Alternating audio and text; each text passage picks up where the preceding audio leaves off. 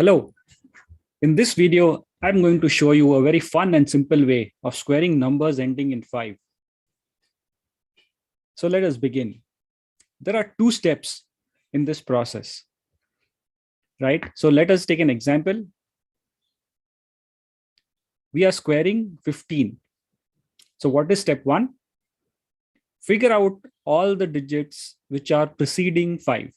So in this case, there's only one digit, which is 1. Then you need to add 1 to it. So 1 plus 1 becomes 2.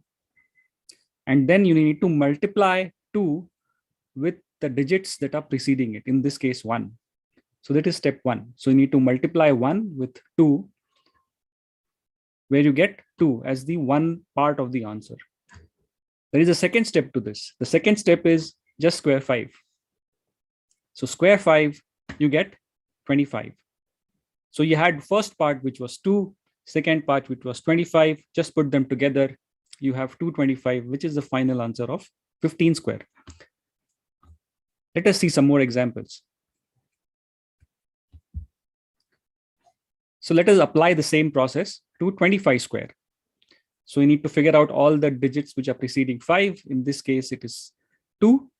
Add 1 to it, make it 3, and multiply it with 2.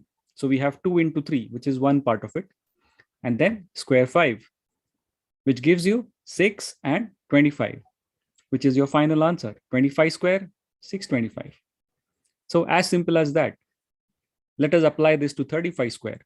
So you have 3, and then add 1 to it, you get 4. Multiply 3 with 4, you get 12.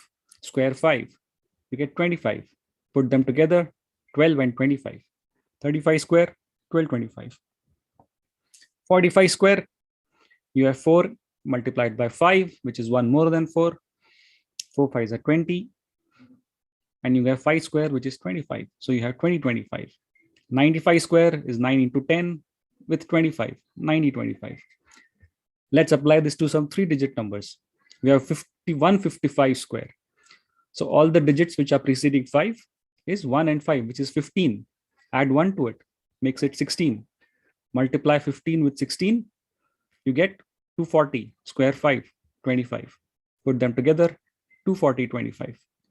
Similarly, 185 square, 18 into 19, and then 5 square, which makes it 34225, which is a 185 square. Isn't it a beautiful and simple solution to impress your friends with? Hope you enjoyed this.